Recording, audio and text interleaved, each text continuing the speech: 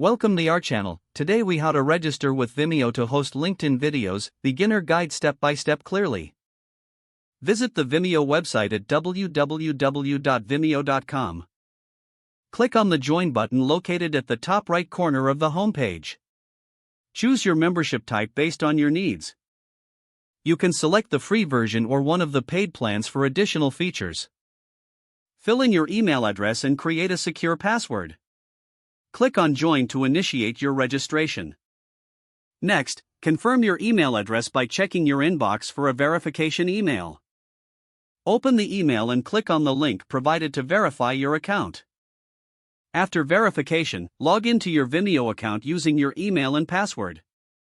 Complete your profile by adding a profile picture and some basic information. Now, click on the Upload button to start uploading your videos.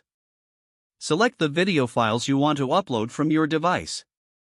Add a title, description, and tags for your video to improve its visibility. Choose the privacy settings that suit your needs. You can opt for public, private, or password-protected settings. Once you've entered all the necessary details, click on the Save button. Your video will begin uploading, and you'll see a progress bar indicating the status. After the upload is complete, navigate to your video settings for further adjustments. You can customize thumbnails, add captions, or manage privacy settings from here. Copy the video link provided for sharing. To share on LinkedIn, go to your LinkedIn account. Create a new post and paste the Vimeo video link into the post field. Add any additional commentary or insights to your post before publishing. Click Post to share your video with your LinkedIn network. If the page does not load, refresh the browser or try again in a private or incognito window.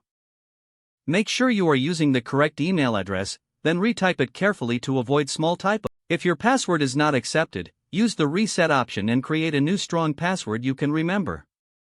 Check your spam folder for verification or security emails, then complete any requested confirmation steps.